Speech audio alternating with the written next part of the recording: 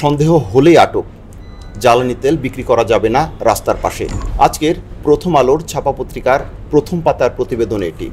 13 November নিষিদ্ধ ঘোষিত আওয়ামী লীগের যে কার্যক্রম, তার আগে হঠাৎ এমন সিদ্ধান্ত কেন, তা নিয়েই কথা বলবো আমি আব্দুল্লাল হুসাইন। আমার সঙ্গে রয়েছেন সহকর্মী রাজীব আহমেদ। যে সরকারের যে এই একটা সিদ্ধান্ত, এই সিদ্ধান্তের আসলে কারণ কি এবং কোথায় এমন সিদ্ধান্ত নেওয়া হয়েছে? সিদ্ধান্তটা নেওয়া হয়েছে গতকাল আইন শৃঙ্খলা সংক্রান্ত উপদেষ্টা পরিষদের একটি সভায়। ওই সভাটা গতকাল সচিবালয়ে অনুষ্ঠিত হয়। এখানে আইন শৃঙ্খলা বাহিনী, গোয়েন্দা বাহিনী এবং সরকারের বিভিন্ন সংস্থার প্রতিনিধিরা থাকেন।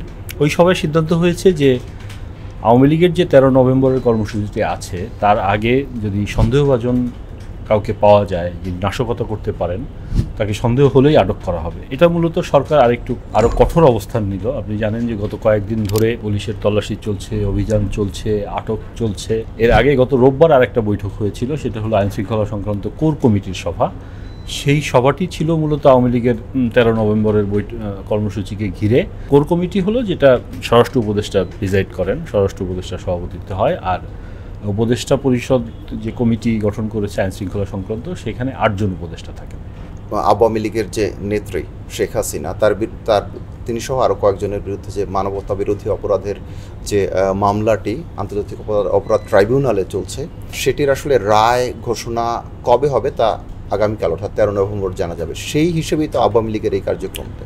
জি, আওয়ামী লীগ এই কর্মসূচিটি গত সপ্তাহ দুয়েক আগে তারা অনলাইনের মাধ্যমে প্রচার করে যে তারা এই ধরনের একটা কর্মসূচি দেবে, কিন্তু আওয়ামী লীগ যেহেতু কার্যক্রম নিষিদ্ধ, তারা এই কর্মসূচি পালন করতে পারেন না আইনিভাবে, সেটা সরকার বলছে। এবং সেই জন্য নানা ধরনের অভিযান চলছে, ধরপাকড় চলছে।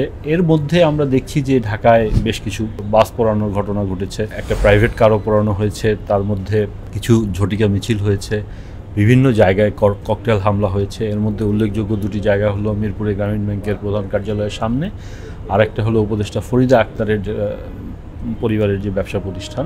তার পরিপ্রেক্ষিতে সরকার এই সিদ্ধান্তটা নিল। কাল হলো গিয়ে মূল দিন, যে 13 তারিখ। কালকে হয়তো জানা যাবে যে আপনার কবে রায়টা ঘোষণা করা হবে। এই যে সরকার কঠোর সিদ্ধান্ত নিল, আপনি যে সিদ্ধান্তগুলোর কথা বললেন, এর বাহিরে আরও গুরুত্বপূর্ণ কী কী সিদ্ধান্ত হয়েছে?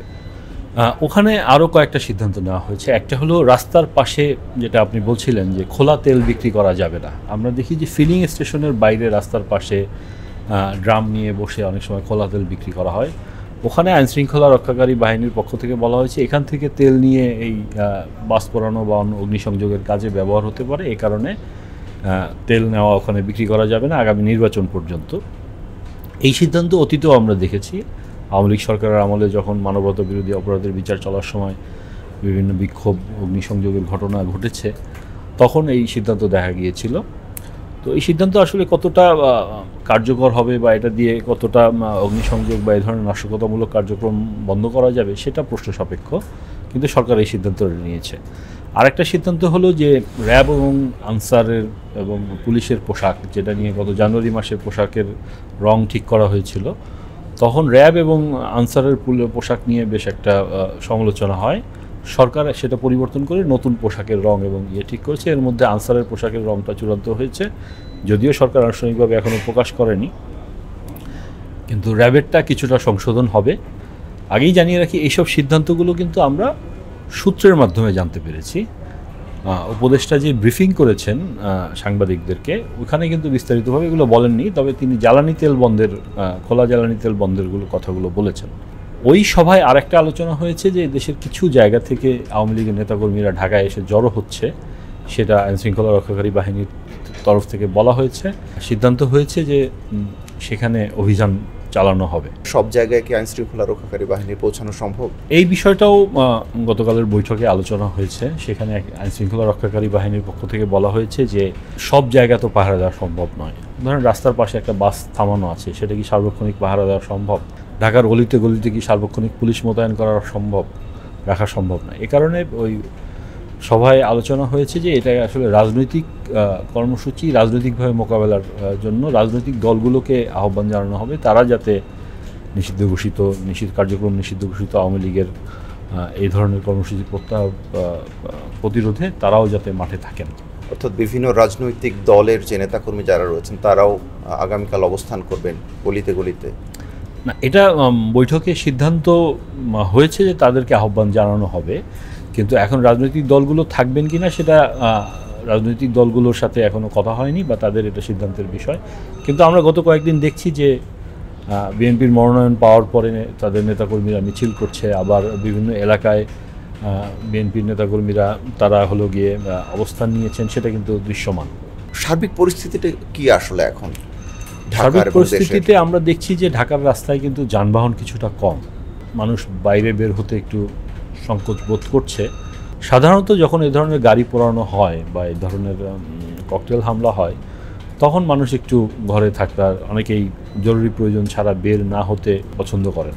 তো সার্বিকভাবে সরকারের তরফ থেকে বলা হচ্ছে যে আসলে কিছু এরকম ঘটনা ঘটতে পারে, আইনশৃঙ্খলা রক্ষাকারী বাহিনী বলছে যে কিছু ঘটনা ঘটতে পারে, কিন্তু বড় ধরনের কোনো কিছু করার মতো পরিস্থিতি আওয়ামী লীগের নেই এবং সেটা তারা হতে দেবেন না। কারণ আপনি জানেন যে আগামীকাল 17,000 পুলিশ ঢাকায় মোতায়েন থাকবেন এবং তার সাথে থাকবে সেনাবাহিনী, বিজিবি, তারপরে র্যাব, পুলিশের বিভিন্ন ইউনিট, সশস্ত্র বাহিনী, অন্য বাহিনীগুলোর সদস্যরা, সব মিলিয়ে একটা নিরাপত্তার চাদর তৈরি করা হচ্ছে আগামীকালকে।